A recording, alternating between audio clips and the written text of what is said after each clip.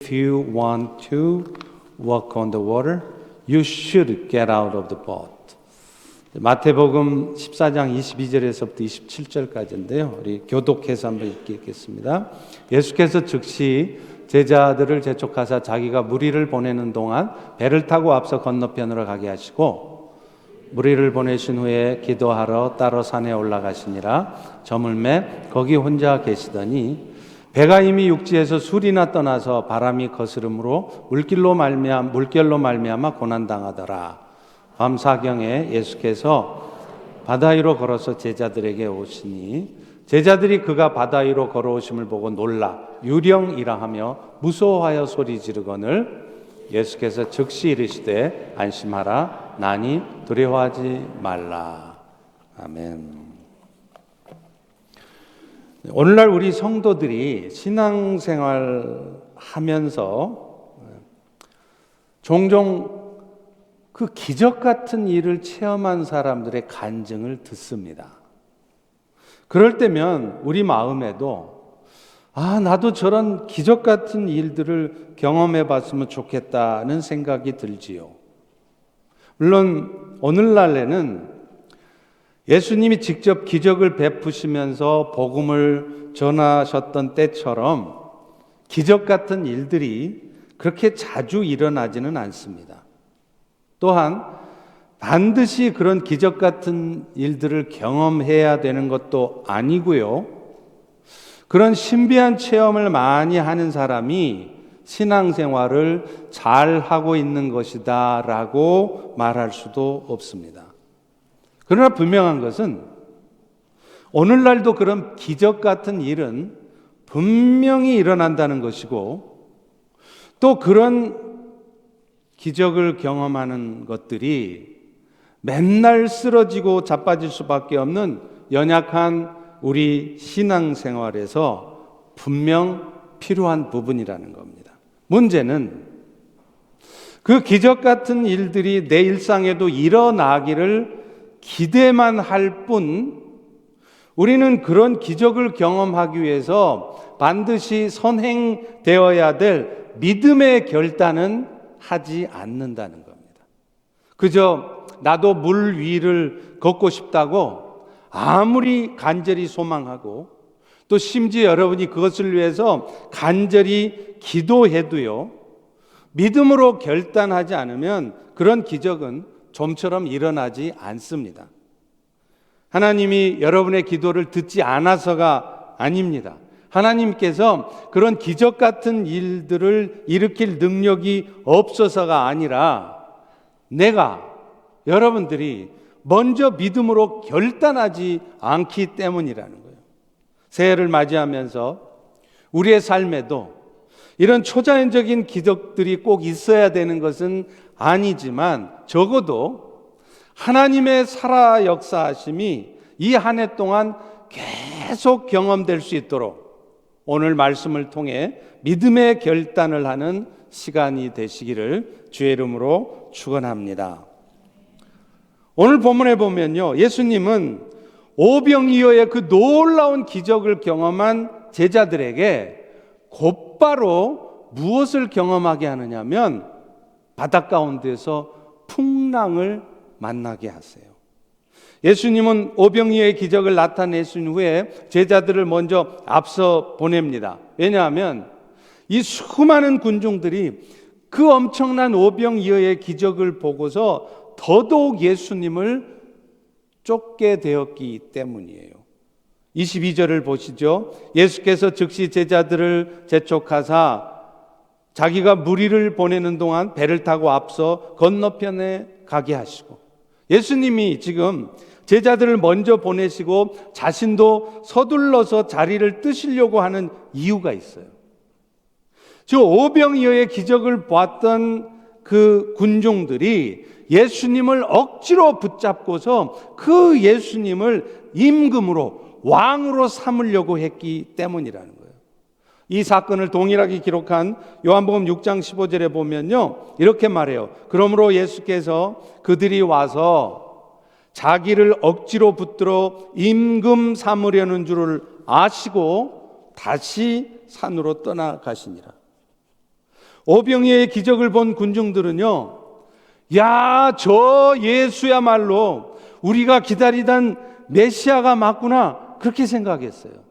그런데 그들이 생각하는 메시아는 하나님께서 이 세상을 구원하시기 위해서 보내신 메시아와는 다른 메시아였습니다. 그들이 기대하는 메시아는요, 구약 성경에도 예언되어 있는 메시아가 오게 되면 그가 이 로마 제국의 압제로부터 유대 나라를 해방시켜서 이전에 그 다윗 시대의 그 영광스러운 일들이 자신들의 삶에 나타나기를 기대했기 때문에 그 메시아를 기다린 거예요. 다시 말하면 지금 그들이 기다리던 메시아는 죄와 사망에 빠져있는 인류를 구원하시기 위해서 십자가에 죽으셔야 할 예수가 아니라 당장 로마 제국의 압제로부터 자신들을 해방시켜줘서 그 메시아 때문에 자신들의 삶이 풍요로워지고 이 땅의 삶이 즐겁고 행복해지는 그런 메시아였다는 것입니다. 그래서 그들이 오병이어의 기적을, 보리떡 5개와 물고기 2마리를 가지고 5,000명을 먹일 수 있는 그 엄청난 기적을 예수님이 펼쳐 보이자, 야, 저 예수 정도라면 우리가 바라는 그 일들을 이루어낼 수 있겠다. 그래서 그 예수를 붙들고 당신이 우리의 왕이 되시오, 당신이 우리의 임금이 되시오 붙들었던 것입니다. 결국 그들은 예수님이 오병이어의 기적을 통해서 정말로 나타내 주시고 보여주고 싶으셨던 것, 자신은 하늘에서 내려온 생명의 떡으로 그 떡을 먹는 자마다 다시 살고 영원한 생명을 얻게 될 것이라는 이 메시지는 그들은 깨닫지 못했던 거예요. 그래서 예수님은 자신의 기적을 보고 반응하는 군중들의 의도가 그런 메시아, 영원한 생명의 은혜를 얻고자 하는 그런 바람을 가지고 메시아를 바라보는 것이 아니라 그저 저 예수 때문에 자신들의 이 땅의 삶이 풍족해지고 여유로워지고 부요한 삶을 살고 싶어서 예수를 쫓는다는 것을 아셨던 것입니다.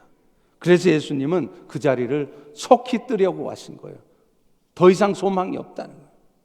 제자들도 속히 떠나가게 하신 것입니다. 23절에 보십시오. 무리를 보내신 후에 기도하러 따로 산에 올라가시니라. 자, 그런데 문제는 제자들이었어요. 그들은 예수님 앞서서 먼저 배를 타고 갈릴리 바다를 건너잖아요. 근데 문제는 배를 타고 건너가는데 갑자기 바람이 몰아쳐서 풍랑이 일더니 배가 한 치 앞도 나아가지를 못하는 것입니다. 여러분, 갈릴리 바다는요, 해면보다 약 200m 정도가 낮아요. 그러다 보니까 헤르몬산에서 내려오는 바람들이 이 갈릴리 바다 위에서 다 부딪히는 거예요. 그래서 갈릴리 바다는 그 바다 자체는 조그만함에도 불구하고 풍랑이 자주 일었던 것입니다.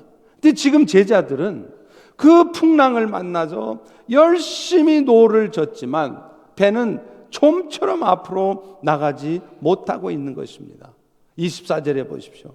배가 이미 육지에서 술이나 떠나 있는데 바람이 자꾸 불므로 물결로 말미암아서 배가 한 치 앞도 나가지 못하고 제자들은 지금 고난을 당하고 있더라, 이 말입니다.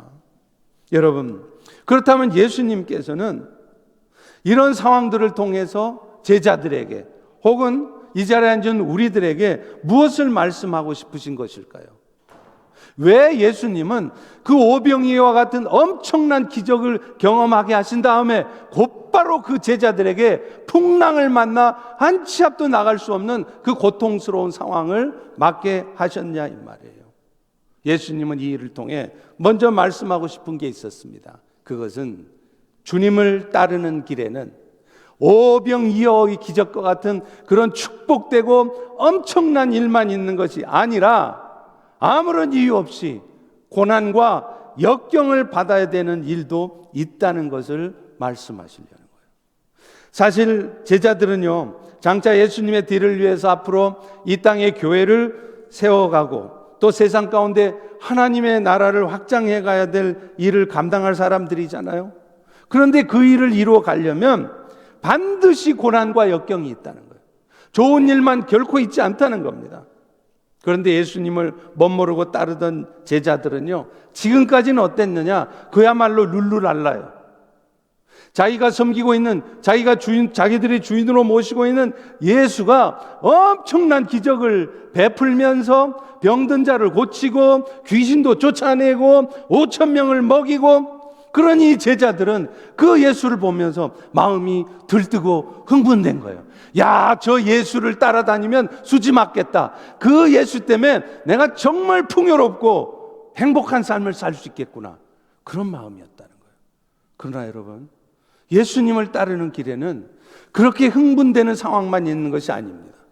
오늘 본문의 제자들처럼 생각지도 못한 광풍을 만나고요, 그 역경을 해결하느라 몇 시간 동안 사투를 벌여야 될 상황도 얼마든지 생긴다는 거예요.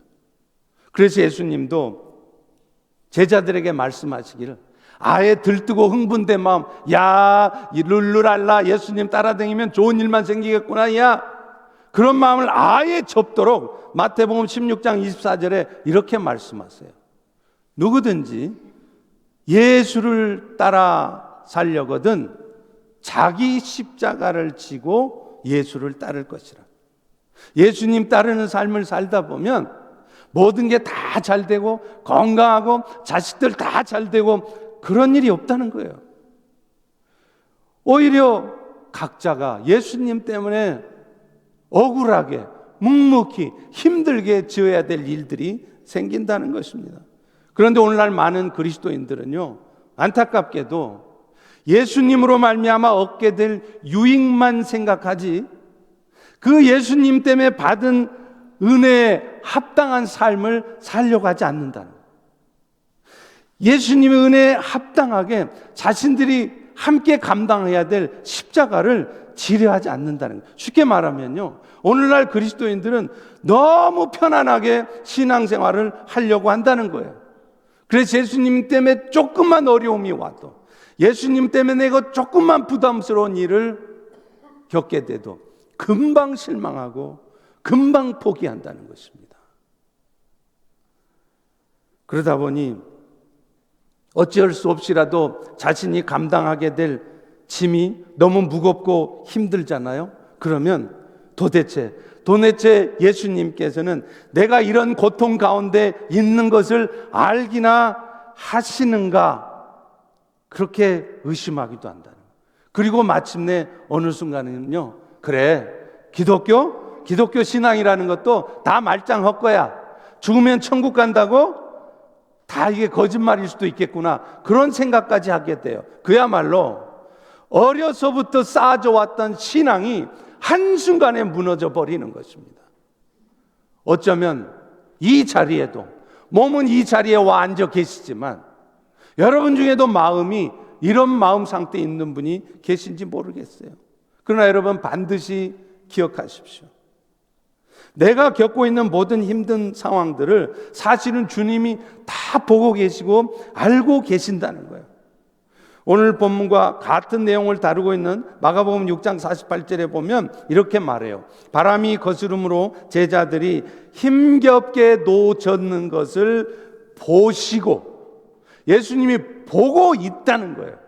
그리고 밤 사경쯤 됐을 때 그 제자들을 도우러 제자들에게 오셨다는 것입니다. 광풍을 만나 죽어라 노젓고 있는 제자들 모습을 예수님은 다 보셨는데, 다만 그런 고통받고 있는, 힘들어하고 있는 제자들에게 당장 예수님이 나타나지 않으시는 이유는 그 과정을 통해서 오히려 예수님이야말로 이 진정한 이 세상의 주인이시라는 것을 경험하게 하시려는 거예요. 그래서 그 예수님을 더 바라보고 의지하는 믿음의 사람들이 되게 하시려고 제자들이, 혹은 여러분들이 고통 가운데 있는 것을 뻔히 아시면서도 지금 당장 여러분에게 나타나서 여러분의 삶의 문제를 해결하시지 않는 것입니다. 그리고 무엇보다도요, 내가 지금 겪고 있는 이 고통스러운 시간들이 결코 헛되지 않는다는 걸 알아야 돼요. 내가 지금 겪고 있는 이런 말도 안 된 고통, 이 고통을 겪는 것이 그저 여러분이 뭔가 잘못된 삶을 살아서만이 아니라는 겁니다. 여러분이 지금 이런 말도 안 되는 이 고통을 겪는 이 일을 통해서 결국 하나님의 이 세상을 향한 선하신 뜻이 이루어지게 하시느라고 그럴 수 있다는 겁니다. 실제로 그렇지 않습니까? 예수님의 제자들은 풍랑을 만나서 정말 힘든 시간을 경험했잖아요. 그런데 결국 어떻게 됐습니까? 예수님의 제자도 이 광풍을 만난 일 때문에 결국 물 위를 걸으시는 예수님, 심지어는 그 예수님 때문에 덩달아서 물 위를 걷게 되는 베드로를 보게 되었지 않습니까? 와, 정말로 예수님이 이 온 우주를 창조하신 창조주 하나님이 맞구나, 이것을 제자들이 경험하게 되었다는 것입니다. 그래서 예수님이 배에 오르신 다음에 광풍이, 바람이 그쳐지는 모습을 보고 제자들도 이렇게 고백하잖아요. 32절 33절에 보세요. 배에 함께 오름에 바람이 그치는지라 배에 있던 제자들이 예수께 절하며 이르되 이제야 당신이 진실로 하나님의 아들인 것을 알겠습니다. 이렇게 말하는 것입니다. 제가 중국에서 우리 중국 형제들을 섬길 때도요, 한동안 앉아있지도 못하고 계속 누워 있어야만 할 정도로 건강 상태가 안 좋았던 적이 있었어요. 얼마나 답답했는지 몰라요. 얼마나 억울했는지 몰라요. 그래서 하루는 골방에 들어가서 막 방언 기도를 하면서 하나님 앞에 항변하는 기도를 했습니다. 하나님, 나를 이렇게 눕혀 놓으시려면, 그래서 아무것도 할 수 없게 만드시려면 저를 뭐하러 이곳 중국에 부르셨습니까? 차라리 다시 제가 한국으로 가게 하시든지 아니면 건강을 회복시켜 주셔서 이전처럼 더 열심히 복음을 전하러 다니게 해 주십시오. 그렇게 기도했어요. 그런데 그때 하나님께서 놀랍게도 제 입술에 이사야 41장 10절의 말씀을 한국말로 통변해서 계속 입에서 나오게 하셨어요.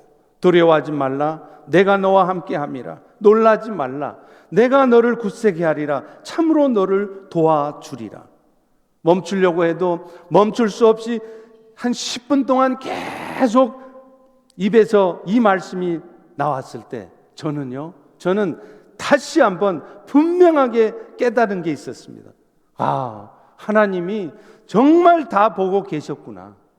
나만 혼자 이런 고통스러운 상황을 지나는 것이 아니었구나 하는 것이었습니다. 그리고 얼마 지나지 않아서요, 정말로 하나님께서는 저를 회복시켜 주셨고, 놀랍게 그때부터 제 사역의 범위가 넓어지기 시작한 거예요. 그 이전에는요, 제가 살던 동네 그 도시에서만 사역을 했어요. 근데 몸이 아프고 나서 그때부터 중국 전역에, 동부뿐만 아니라 서부, 북부, 남부, 중국 전역을 다니면서 성경 학습을 하고 말씀을 가르치도록 하셨다는 거예요. 결국 앉아있을 수 없는 상황으로 저를 몰고 가셨을 때는 굉장히 답답했지만 나중에는 그 일 때문에 하나님이 나와 함께 하시구나, 이것을 저는 더 확신할 수 있었고요, 이후에는 더 많은 지역을 다니며 사역을 하게 되었다는 거예요. 무엇을 의미하겠습니까?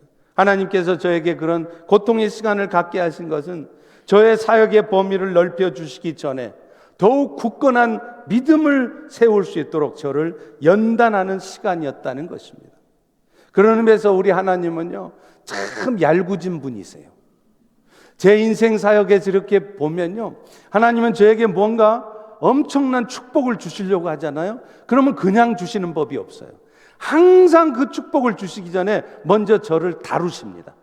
그래서 꼼짝 못하게 하신 다음에 그제서야 축복을 부어 주시는 것이에요. 사실 저를 비교적 오랫동안 지켜보신 분들은요, 저한테 종종 그런 말을 해요. 제가 겉으로 보기에는 연약해 보이는데 의외로 뚝심이 있고 끈기가 있다는 겁니다. 이게 여러분도 그렇게 생각하시나요? 이게 자기 자랑이 될까 봐 조심스러운 얘기인데요, 만약에 저한테 그런 모습이 있다면 그것은 제가 살아오면서 종종 경험했던 그 고통스러운 상황들을 통해서 하나님께서 저를 연단하시고 저의 믿음을 세워가신 결과일 뿐인 것입니다. 그러므로 사랑하는 성도 여러분, 여러분 인생 가운데도 어려운 일이 생기거들랑 그저 왜 나만 이런 어려움을 감당해야 되느냐고 원망만 하지 마시기 바랍니다. 그리고 무엇보다도요, 지금 여러분이 겪고 있는 그 고통스러운 상황들이 결국은 세상을 구원하시려는 하나님의 뜻이 이루어지게 하는 일이었다는 것을 여러분도 깨닫게 될 날이 분명히 온다는 것 잊지 마시기 바랍니다. 그리고 여러분이 정말 힘들게 지고 가는 그 십자가, 지금은 많이 힘드시죠? 억울하시죠? 그러나 여러분이 장차 우리 주님 앞에 섰을 때 주님으로부터 칭찬과 영광과 존귀를 얻게 하실 것입니다. 사랑하는 딸아, 사랑하는 아들아, 나로 인해 네가 당한 그 고통을 나는 알고 있었단다. 그동안 수고 많았구나 하며 여러분을 위로해 주시고 칭찬해 주실 날이 있게 될 것입니다. 두 번째는요, 그렇기 때문에 그런 고통스러운 상황을 지날 때 우리는 계속해서 주님만을 바라봐야 된다는 거예요. 문제 상황을 쳐다보면서 헷갈리면 안 된다는 거예요. 예수님의 제자들은 풍랑을 만나서 고전할 때 그들 나름대로 노력을 안 한 게 아닙니다. 또 다른 본문인 마가복음 6장 48절 아까 읽었죠? 거기 보면 제자들이 힘겹게 노를 저었다는 거예요. 그리고 밤 4경쯤이 되어서야 예수님이 그들을 건져주시러 오셨다는 겁니다. 당시에 로마 사람들은요, 밤 시간을 오후 6시부터 다음날 새벽 6시까지 4등분을 합니다. 따라서 지금 예수님이 4경에 오셨다 이 말은 예수님이 언제 오셨다는 얘기냐면 새벽 3시에 오셨다는 얘기예요. 오병이어의 기적을 경험한 후 제자들이 떠난 시간을 대략 그 전날 저녁 9시쯤으로 추정을 한다면 지금 그러면 제자들은 그 풍랑 앞에서 열심히 노를 저으며 풍랑과 싸운 시간이 몇 시간이라는 거예요. 최소한 6시간 이상 풍랑과 씨름하고 있었다는 것입니다. 그런데 안타깝게도 배는 단 한 발짝으로 또 앞으로 나가지 못했습니다. 그래서 결국 이 상황을 보고 있던 예수님은 제자들에게 오신 거예요. 그리고 마침내 예수님의 배 위에 오르셨을 때 바다는 잠잠해졌습니다. 6시간 동안 제자들이 죽기 살기로 노를 저어봤지만 아무런 효과가 없던 일이 예수님이 오시니까 한 방에 해결이 되었다는 것입니다. 사랑하는 성도 여러분, 그렇기 때문에 오늘 우리도 인생의 광풍을 만날 때 눈을 들어서 주님을 보셔야 돼요. 아무리 여러분을 어렵게 하고 힘들게 하는 문제를 들여다봐도 답 안 나옵니다. 그야말로 여러분이 힘 있는 사람, 실력 있는 사람 만나면 일이 해결될 것 같죠? 그렇지만 결국 여러분들이 그런 사람을 만나는 것도 하나님이 만나게 하시는 것이고요. 또 설사 여러분이 그런 실력 있는 사람, 능력 있는 사람을 만나도 하나님께서 역사하시지 않으면 그런 만남이, 그런 도움이 아무런 의미가 없게 된다는 것입니다. 오늘 본문에서도 무리를 걸어오시는 분이 정말 예수님인가 베드로가 의심하자 예수님이 뭐라 그래요? 네가 한번 물 위로 와봐라. 그러자 어떤 일이 벌어집니까? 예수님만 바라보면서 베드로가 배 밖으로 내려와서 물 위를 걷자 세상에 베드로가 물 위를 걷게 되지 않았습니까?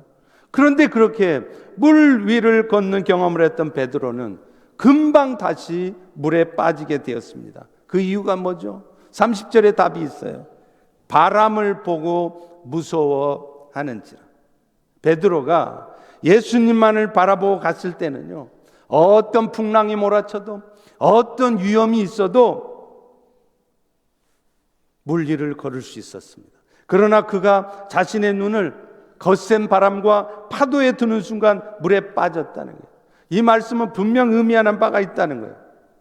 바람을 잔잔케 하시는 예수님을 기대하면서 끝까지 그분만을 바라볼 때 우리도 물 위를 걷는 것 같은 그런 엄청난 기적 같은 일도 경험할 수 있게 되고, 마침내 그런 일들을 통해서 주께서 나를 통해 이루시고자 하는 일들도 이루어질 수 있다는 것입니다.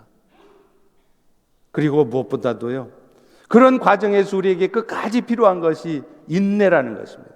앞서 말한 것처럼 그들은 저녁 9시부터 무려 6시간 동안을 풍랑과 싸웠어요. 그런데 생각해 보셨나요? 왜 예수님은 분명히 제자들이 풍랑 때문에 힘들게 노를 젓고 있는 모습을 보셨다고 했잖아요. 분명히 보고 있다고 그랬어요. 그런데 그 모습을 보았다면 예수님은 왜 곧바로 제자들에게 나타나서 그 풍랑 문제를 해결해 주지 않았습니까? 이유가 있는 것입니다. 예수님은 그 과정을 통해서 끝까지 제자들이 주님을 기대하고 주님을 의지하는 믿음의 사람이 되도록 하기 위함이었다는 거예요. 제가 자주 말씀드리지만 믿음이라는 단어, faith라는 단어와 가장 가까운 단어가, 비슷한 단어가 뭔 줄 아세요? 인내예요. 저분이 참 믿음 좋다, 그 말은 저분은 참 열심히 봉사도 헌신 많이 하신다, 그게 아니라 저분 믿음 좋다 그러면 그분은 어떤 어려운 상황, 어떤 절망적인 상황에서도 낙심하지 않고 흔들림 없이 끝까지 믿음을 견지해요. 그게 진짜 믿음인 거예요. 이스라엘 백성들이 여리고성을 점령할 때도 그들이 그 전투에서 승리할 수 있었던 이유는 그들이 훈련된 병사들이었기 때문이 아닙니다. 끝까지 믿음으로 인내했기 때문이에요. 상식적인 판단으로 하자면 말도 안 되는 방법이었지만 그들은 하나님의 말씀이었기 때문에 순종했습니다. 그리고 더 중요한 것은 순종만 한 것이 아니라 끝까지 순종했다는 거예요. 3일이 지나고 4일이 지나면 성벽에 금도 좀 가고해야 야 하나님 역사하시나 보다 할 텐데 3일 4일이 지나도 아무런 변화도 없었습니다. 그러나 그들은 끝까지 하나님의 약속을 믿고 하나님을 바라보며 믿음을 견지했던 거예요. 그것이 최종적인 승리를 거둘 수 있었던 것입니다. 그래서 하나님께서는 그들이 성 주위를 돌 때 절대 입을 열지 말라고 하셨잖아요.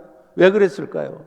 며칠이 지나도 뭔가 되어가는 것 같은 조짐이 보이지 않으면 그들은 틀림없이 부정적인 생각을 하고 안 된다는 말을 하게 돼 있다는 것을 아셨기 때문에 그래요. 그렇기 때문에 오늘 우리도 풍랑을 만났을 때 우리에게 가장 필요한 것이 뭐냐면 주님을 바라보는 것입니다. 그리고 무엇보다도 우리가 끝까지 주님을 바라보는 과정에서 내가 기대하고 내가 생각했던 대로 일이 되어지지 않는다 할지라도 끝까지 그 주님을 믿고 인내하는 것입니다. 그럴 때 정말로 주님이 역사하십니다. 오늘 제가 여기까지 이 자리에 있기까지 서 있을 수 있었던 이유도 그 믿음의 인내 때문인 것입니다. 마지막으로요, 저는 오늘 새해를 맞이하면서 여러분 모두에게 정말 전하고 싶은 말이 하나 있습니다. 물 위를 걷는 기적 같은 일을 여러분도 좀 체험하고 싶으시다면 먼저 배 밖으로 나오셔야 한다는 거예요. 아무런 위험도 없을 것 같은 세이프 존에만 머물면은 여러분 인생에는 아무 일도 일어나지 않습니다. 심지어 아무리 기도해도 소용없습니다. 여러분이 내 인생에도 기적 같은 일이 일어나서 내 병도 고쳐지고 내 삶의 문제도 해결되게 해달라고 아무리 기도하셔도 소용이 없어요. 왜요? 배 밖으로 나오지 않는데 어떻게 물 위를 걸을 수 있습니까? 물 위를 걷고 싶다면 먼저 발을 내딛기만 해도 물에 빠져 들어갈 것 같은 그 물로 발을 내디뎌야 되는 겁니다. 믿음의 결단을 먼저 해야 된다는 거예요. 실제로 한 시대를 풍미하던 기업가들의 성공 스토리를 들어봐도요, 항상 안정적인 투자만 하는 기업가들, 그런 기업가들은요 결코 큰 기업을 이루어갈 수 없어요. 어떤 때는 도무지 말이 안 되는 상황이지만 확신으로, 뚝심으로 발을 내디딘 사람들이 나중에 사업을 해도 큰 사업을 하는 거예요. 대표적인 예가 현대를 세운 정주영 회장 아닙니까? 여러분 다 아시다시피 현대 정주영 회장이 한 유명한 말이 있잖아요. 여러분 잘 아시죠? 직원들한테 정주영 회장이 우리 이런 거 저런 거 좀 해봅시다 하면 직원들의 대답은 한결같았대요. 회장님, 그렇게 하는 것은 이런 위험이 있고 저렇게 하는 것은 저런 위험이 있습니다. 그러다 보면 결론은 항상 똑같대요. 안 된다는 거예요. 못 한다는 거예요. 하지 말자는 거예요. 그럴 때 정주영 회장이 항상 하는 말이 있었죠. 우리 따라서 한번 해볼까요? 임자,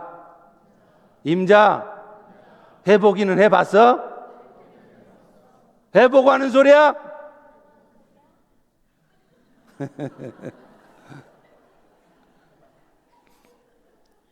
실제로 그가 현대 조선소를 세울 때 유명한 일화가 있습니다. 그는 마음속에 세계 최고의 조선소를 세우고자 하는 꿈이 있었어요. 근데 현실은요, 돈도 없어요, 기술도 없어요, 경험도 없어요. 그러니까 그런 얘기를 하는 정주영 회장을 보고 다 터무니없는 생각이라 그랬습니다. 그러나 그는 조선소가 앞으로 세워질 모래사장을 찍은 사진, 건물 하나도 없어요. 텅 빈 모래사장 사진 하나 찍고, 그리고 외국 조선소에서 빌린 유조선 설계도를 하나 들고 가요. 자기가 그린 설계도도 아니고 옆 동네 다른 나라, 다른 조선소 설계도를 갖고 누구를 찾아가느냐면 영국의 버클레이 은행 회장을 찾아갑니다. 회장이 물었습니다. 당신 배를 만든 경험이 있습니까? 그때 정 회장이 500원짜리 지폐를 끄집어 내더니 여러분 그 500원짜리 옛날 500원짜리 지폐에 뭐 그려져 있는지 아세요? 거북선, 터럴십. 그걸 보여주면서 보시오. 우리나라는 이미 300년 전에 철갑선을 만든 경험이 있습니다. 결국 그것 때문에 투자를 얻어냈고요. 지금 보십시오. 세계 제1등 조선소가 바로 현대조선소입니다.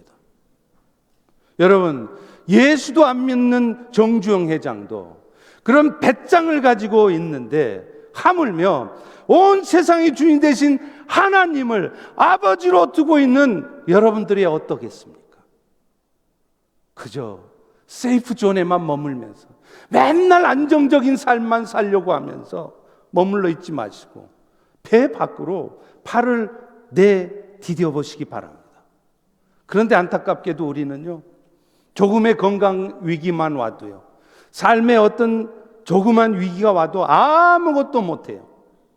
사실 저도 경험해 본 바지만 쉽지 않은 건 사실입니다. 그러나 사실 그때가 내 생명을 맡기고 내 삶을 맡기는 훈련을 해볼 수 있는 기회이기도 해요. 그래서 죽음조차 하나님께 맡기고 나아갈 때, 그래서 내가 죽는 순간까지도 하나님께서 기뻐하시는 일을 하다 죽겠노라 결단해 보세요. 어떤 일이 벌어지는가요?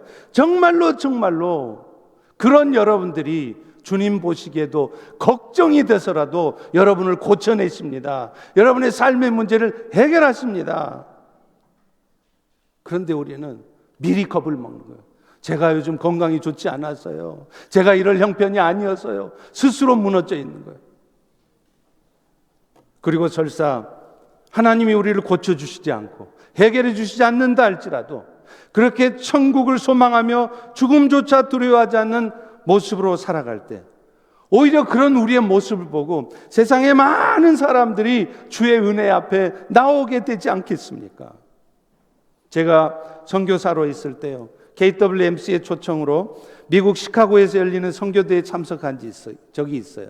그때 선교대회가 끝나고 나서 어느 은퇴한 내과 닥터, 의사 선생님 댁을 방문한 적이 있어요. 근데 이분이 의사를 하면서 돈을 얼마나 많이 벌어 놓으셨는지 세상에 나는 집도 그렇게 큰 집 처음 봤어요. 수영장은 당연히 있고요, 맨션이에요. 그런데 문제는 그분도 크리스찬이었는데 그분의 삶이었습니다. 마이너 스트로크가 오셨대요. 그러다 보니까 이분은 이 마이너 스트로크 때문에 또 내가 언제 터질지 모른다고 해서 그분이 하루 종일 하는 일은 뭐냐? 집 바깥에도 안 나가요. 지하층에서 2층까지 오르락 내리락 하는 거, 그것이 그분의 삶의 전부였어요. 그분의 마음은 이해는 갑니다. 그러나 그 모습을 보면서 저는 너무 안타까운 생각이 들었어요. 성경 말씀 그대로 그야말로 죽기를 두려워하며 일생을 종노릇하며 사는구나. 여러분, 만약에 그분이 내 머리가 터져서 죽으면 죽으리라 하는 각오를 가지고 하나님 나라를 위해서 결단하고 나섰다면, 제 생각에는요, 하나님이 오히려 그런 그분을 고쳐주시고 더 건강하게 해주셨으리라 생각됩니다. 제가 섬기던 한국 교회 어떤 분은요, 하나님 나라를 향한 거룩한 소망이 있었어요. 그래서 기도를 이렇게 하십니다. 하나님, 저는 물질을 통해 하나님 나라를 섬기기 원합니다. 그러니 나에게 물질을 부어주십시오. 제가 한번 여러분에게 챌린지합니다. 여러분 중에 과연 이런 기도를 하시는 분 계십니까? 아마 못 하실 거예요. 왜요? 안 될 걸 알기 때문에, 믿지 않기 때문에. 그래서 아예 그런 기도조차 안 해요. 그런데 이분은 그런 기도를 하는 거예요. 나를 축복하시라고. 내가 하나님 나라를 위해 섬기겠습니다. 그런데 그분은 다른 사람들하고 다른 부분이 있었습니다. 그는 그렇게 기도만 하는 것이 아니라 실제로 자기의 삶에 어떤 어려움이 있어서, 그래서 회사가 잘 안 되고 그래서 경기가 어렵고 힘든 가운데도 매달 2,000불씩을 선교를 위해서 작정하고 헌금을 드렸습니다. 거의 20년 전 이야기인데, 사실 한국에서 11조 내고 또 11조 빼고 한 달에 2,000불씩 헌금한다는 거 결코 쉽지 않았습니다. 대단한 부자들이야 그게 돈이겠습니까마는 그분은 그렇게 큰 사업을 하시는 분도 아니었어요. 정말 쉽지 않은 결단이었습니다. 그런데요, 우리 하나님이 그렇게 결단을 하시니까 하나님이 그분의 믿음을 보시고 그분의 사업을 축복하시더라고요. 그분의 간증을 들으면 정말로 하나님께서 그분의 사업을 축복하신다는 것을 금방 알 수 있어요. 세상에 수십만 불짜리 계약이 되는데 어떻게 해서 계약이 되느냐? 자기가 여러 사람 찾아다니면서 우리 회사하고 계약을 맺자고 영업을 해서가 아니라 아무것도 안 하고 있는데 어느 날 누군가가 똑똑똑 찾아와서 나 당신하고 계약하고 싶습니다. 수십만 불짜리 계약이 되는 거예요. 그것뿐입니까? 만길이 돼서 결제할 돈이 없어서 이제 내일이면 부도가 날 상황인데, 그동안 별로 친분도 없던 은행 지점장한테 갑자기 전화 와서 사장님, 돈 쓸 데 없습니까? 우리 은행 돈 좀 쓰시오 하고서 수십억 원을 빌려주더라는 거예요. 그런데 여러분, 이분이 그런 기적 같은 일을 경험하게 된 이유가 뭐겠습니까? 그분은 먼저 배 밖으로 나왔다는 거예요. 하나님, 나를 축복해 주시고 내 병 낫게 해 주시고 내 문제를 해결해 주시면 내가 그때 뭘 하겠습니다. 가 아니라 하나님이 나를 낫게 해 주시든 말든, 하나님 내 인생의 문제를 해결해 주시든 말든 나는 내가 할 일을 하겠습니다 하고 먼저 배 밖에 나와 발을 내디드니까 하나님이 역사하셨던 것입니다. 이제 한 해가 시작되었습니다. 지난 한 해 동안 여러분의 마음이 묶여 있었던 세이프 존은 어디였습니까? 이제 새해가 되어서 여러분들이 배 밖으로 나와서 여러분들의 발을 내디뎌야 될 곳은 어디입니까? 여러분이 오늘 결단하고 이제 새해에는 내가 믿음으로 해봐야 되겠다 하는 일은 무엇입니까? 그 일들이 여러분이 현재 여러분의 여건으로 보기에는 썩 좋지 않은 상황이십니까? 그래서 하기가 겁나십니까? 그러나 그것이 분명 하나님이 원하시는 것이고 하나님이 기뻐하시는 일이 맞는 것입니까? 그렇다면 이제 결단하고 배 밖으로 나와 보시기 바랍니다. 그럴 때 이 한 해가 다 가고 난 다음 마지막 예배를 드리게 될 때 여러분은 과연 하나님은 내 삶에도 이렇게 기적 같은 역사를 나타내셨노라고, 하나님 이렇게 내 삶에 역사하셨노라고 간증하게 될 줄로 믿습니다. 이 은혜가, 이런 놀라운 기적 같은 역사가 먼저 발을 내딛고 배 밖으로 나옴으로 경험되어지기를 주의 이름으로 축원합니다. 우리 잠깐 기도하도록 하겠습니다. 하나님 아버지, 귀한 말씀의 은혜를 주셨사오니 이제 그 예수님의 은혜를 붙들고 귀한 성찬 예식을 할 때도 은혜의 시간이 되도록 도와주시옵소서. 예수님 이름으로 기도합니다. 아멘. 우리 찬송가 150